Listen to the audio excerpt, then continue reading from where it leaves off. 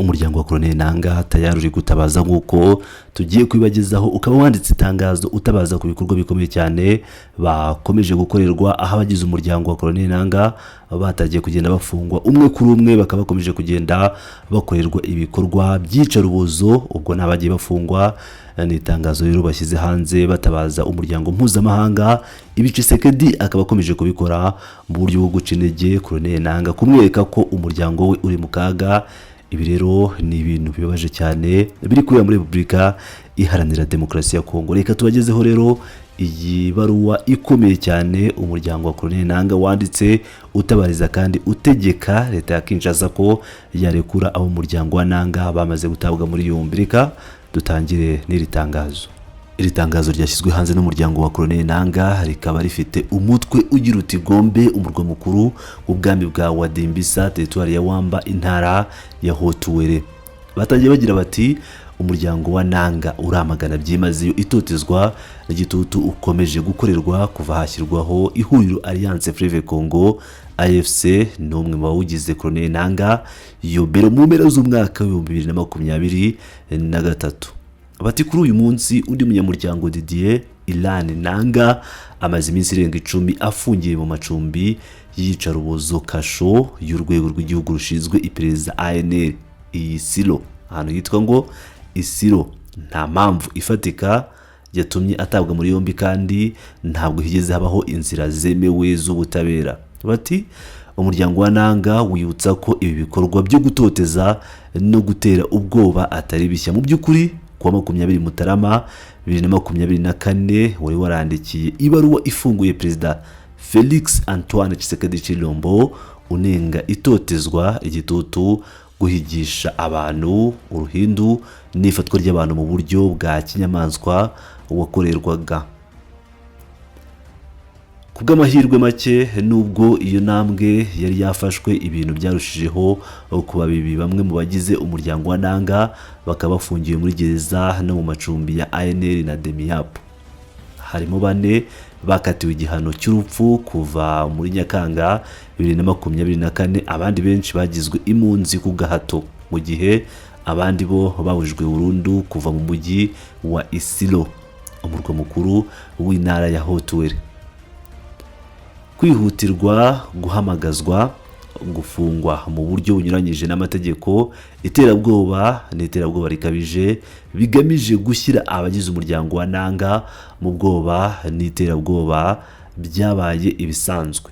Hiyongeraho gusaka mu buryo butemewe n'amategeko kandi bikozwe ku ngufu, cyangwa kwinjira kw'ingabo mu buryo bwa gisirikari kugera no mu rugo rwa Papa Nanga. Bamitoyobeyi Joseph ufite imyaka 86, umutware mukuru gakondo w'ubwami bwa Wadimbisa, teritwari ya Wamba, intara ya Hotuwere, Repubulika Iharanira Demokarasi ya Kongo. Umuryango wa Nanga urasaba umuryango mpuzamahanga, imiryango iharanira uburenganzira bwa muntu n'inzego zibifitiye ububasha muri Kongo gufata ingamba zihutirwa zo guhagarika iri totezwa no kurinda umutekano n'uburenganzira bw'ibanze bw'abawugize. Umuryango wa Nanga urasaba irekurwa ryihuse kandi ridafite amananiza rya Didier Ilan Nanga n'abandi bose bo muri uwo muryango bafunzwe mu buryo bunyuranyije n'amategeko, bikorewe i Paris kuwa 18 Mutarama 2026 kubw'umuryango wa Nanga. Gabriel Bienvenu Bonoku Nanga, umwe mu bagize umuryango wa Nanga uba mu buhungiro i Paris mu Bufaransa, niwe washyize umukono kuri iri tangazo. Ngira ngo rero murabyumvira neza cyane ibyatangajwe na umuryango wa Colonel Nanga. Akaba ari ibintu bikomeye cyane, aho uyu muryango utangaza ko umaze igihe utotezwa, ukaba rero wamaganye itotezwa bakomeje gukorerwa. Tuvuye kwa Colonel Nanga, reka dute twerekeza muri Uvira. Ibintu byakomeye nyuma yaho AFC M23 ivuye mu mujyi wa Uvira, Wazalendo ikaba yamaze kwigabiza umujyi. Byifashe bite rero muri aya masaha? Reka tubagezeho uko bimeze nyuma yuko AFC M23 ivuye mu mujyi wa Uvira mu kubahiriza ibiganiro by'amahoro muri Repubulika ya Demokarasi ya Kongo. Abarwanyi ba Wazalendo batangiye kwigabiza mu buryo budasanzwe. Abaturage bo mu mujyi wa Uvira bemeje ko abarwanyi ba Wazalendo binjiye muri uyu mujyi mu gitondo cyo kuri iki cyumweru, nyuma yuko kuwa gatandatu AFC M23 itangaje ko yamaze kuvamo mu buryo bwuzuye. Amashusho yagaragaye ku mbuga nkoranyambaga agaragaza abarwanyi bakunze kugira nabi abaturage bijandika no mu bikorwa byo kubasahura. Umwe mu bayobora Kivu y'Amajyepfo ubu uba mu mujyi wa Karemi yemereye BBC ko abarwanyi ba Wazalendo basubiye muri Uvira, ko nabo bategereje amabwiriza avuye kuba bakuriye n'icyo bagomba gukora. Atari ko nuko byitondera cyane, abadukuriye barabanza bagenzure neza niba ibyo M23 ivuga ari ukuri. Nubwo abarwanyi ba Wazalendo bakomeje kwirara mu mujyi wa Uvira, AFC M23 iwuvamo yatangaje ko iwusize mu maboko y'umuryango mpuzamahanga, iwusaba kubungabunga umutekano w'abawutuye. Mu ibaruwa AFC M23 yandikiye umunyamabanga mukuru w'umuryango w'abibumbye tariki ya 15 Mutarama 2026 yatangaje ko hashize iminsi 3 isabye ko ingabo ziri mu butumwa bw'uyu muryango muri Repubulika ya Demokarasi ya Kongo uzwi nka MONUSCO zirinda abaturage muri uyu mujyi. Umuyobozi wa AFC M23 Colonel Nanga twatangiye tugarukaho yagize ati umuryango wacu AFC M23 kuva uyu munsi wafashe icyemezo cyo gushyira umujyi wa Uvira mu nshingano zose z'umuryango mpuzamahanga. Nanga yasobanuye ko uyu mujyi warasigayemo umutwe w'abarwanyi ba AFC M23 bari bashinzwe ubugenzuzi mu gihe bari bategereje ko ujyamo ingabo zitagira uruhande zibogamiyeho kugira ngo ziwugenzure, ariko ko nabo bawuvuyemo tariki ya 15 Mutarama. AFC M23 yamenyesheje Loni ko icyo umuryango mpuzamahanga ukwiye kuzirikana ari uko ingabo z'u Burundi, umutwe w'iterabwoba wa FDLR, imitwe ya Wazalendo n'abacancuro bibangamiye umutekano w'abatuye umujyi wa Uvira.